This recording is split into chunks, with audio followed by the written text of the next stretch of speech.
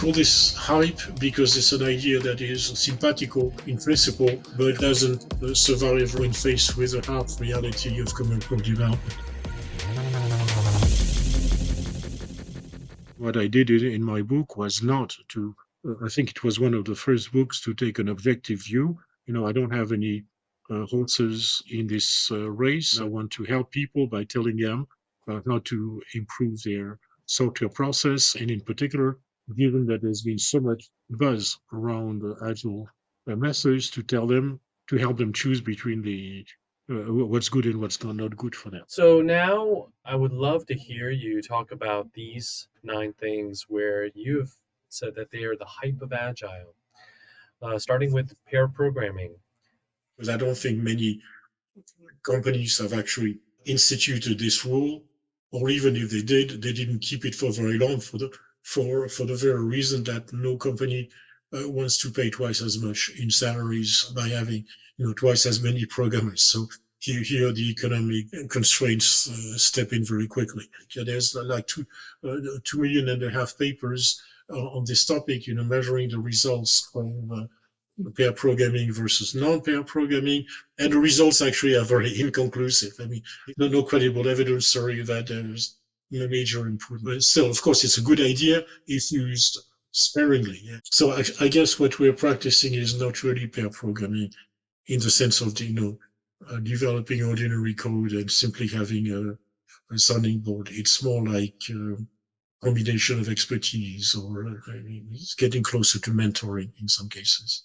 Number 2, open space working arrangements. People are saying we don't want to have programmers who are just working in their own little world. We want to have communication, interaction, crossbreeding, and so on. And much of this is nonsense. I mean, the programming is a difficult intellectual activity. It requires concentration. There's this whole discourse about, oh yes, some of the best ideas come from having overheard a conversation that you are not supposed to be part of, and so on. This is nonsense. Programming is a difficult intellectual activity. Sometimes it needs communication, sometimes it needs interaction, and sometimes it just needs concentration. So there's nothing wrong with being just by yourself in an office. And if you talk to programmers, that's what they will tell you. And if you look at well-designed and successful office environments, thinking about, for example, about Microsoft Research in Redmond, which is not perfect, but really effective in many ways. There it is actually a subtle combination of open spaces and closed spaces. And these are researchers, they're not software developers. It's the same thing. Sometimes they need to go to the coffee room and chat about technical stuff, and sometimes they just need to isolate themselves in their own little actual offices. If you find this video informative, be sure to subscribe for new content and give this video a thumbs up. So self-organizing teams, if you take a group of inexperienced people and tell them, actually even if they are relatively experienced, but they are inexperienced in Agile development, and tell them to organize themselves, it's going to be a catastrophe. You need a good old style manager. And as far as I know, when Steve Jobs started Apple, he didn't let the teams self or organize. I think those who may have tried heard about it very strongly from Steve Jobs, and same thing, Henry Ford was certainly not a self-organizing team kind of person, more like a dictator kind of person. You have all kinds of management structures. You have dictatorial structures, you have very democratic self-organizing structures, and everything in between. And to dictate a single mode of organization without taking into account the specifics of each organization, and even more importantly, the specifics of each team, is completely absurd. Most teams do need a manager, and the level of self-organization varies completely with the maturity of the team and the context of the enterprise. So, How about number 4, working at a sustained so pace? there was this book. People were actually, I have lots of respect for the authors and for the book itself. And so they came up with this book initially in the 80s, which was very useful in telling managers, basically, old style Dilbert's boss managers that they should respect programmers, that programming is a difficult intellectual activity, that they should give enough hardware to their programmers. And they were not particularly saying this by sheer generosity or philanthropy. They were justifying it by efficiency considerations. If you overwork programmers, then they are going to produce bad code, and in the end, instead of producing your system faster, you will actually producing slower because you will spend more time debugging and fixing.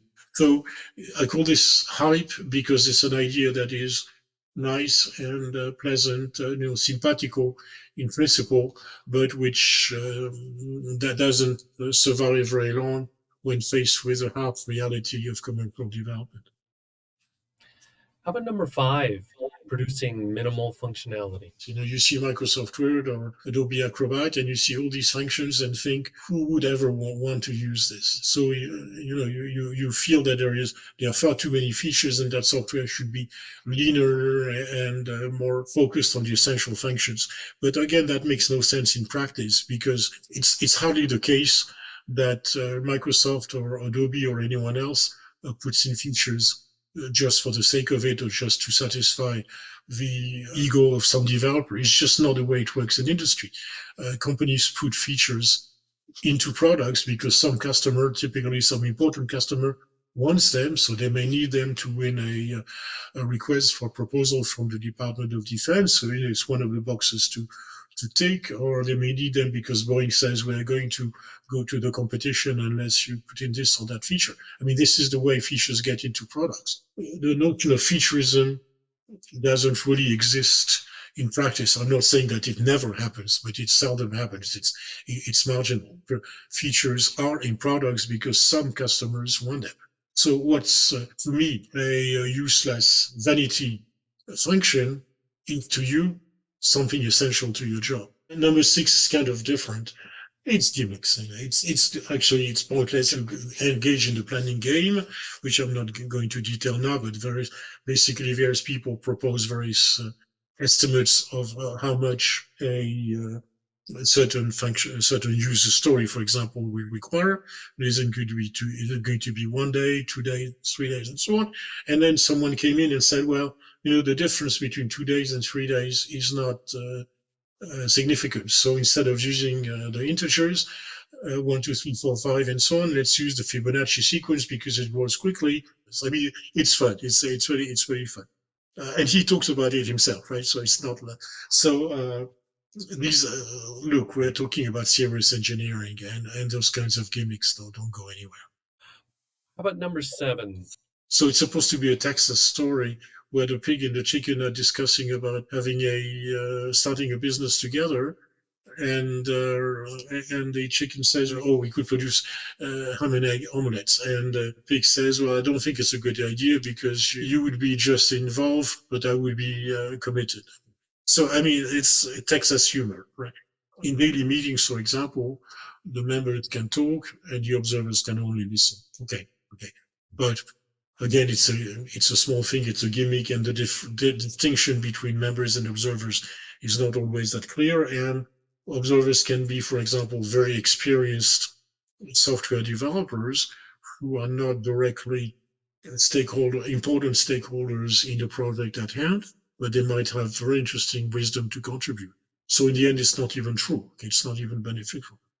Collective code ownership. This is again a mantra that many people in the Agile community promote, which is that no one should own a certain piece of code. Okay? Own in the sense of intellectual.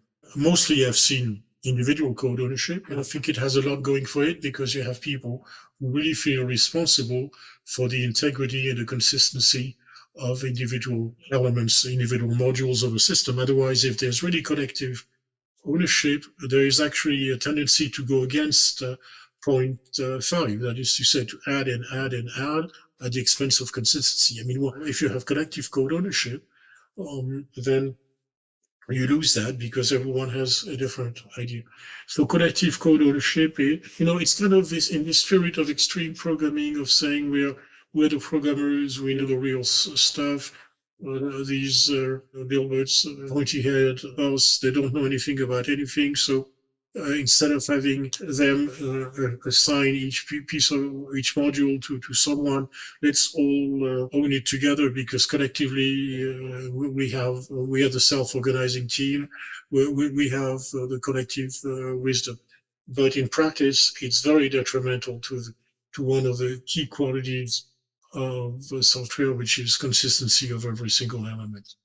Okay, in cross-functional teams, it's the idea that no one should be irreplaceable. Okay, so as often with agile ideas, as many of these ideas here, the initial intuition is correct. It's a reaction against the other extreme. Here, the other extreme would be to have teams where everyone has a specific competence and is irreplaceable. So the general idea, which is reasonable, is to make sure that each project member has as broad a view as possible, and that no one is confined to his or her own little garden. That's good. But on the other hand, going to the other extreme of saying everyone should be able to do everything means that everyone is going to be mediocre in the end in most of the areas, because no one is an expert on everything. And so this is the kind of idea that, taken to the extreme, is really detrimental rather than beneficial. Thank you very much for your time to do this interview, Dr. Meyer. This was terrific. Dr. Meyer has also shared insightful views on the ugly of Agile. I highly recommend watching that video too.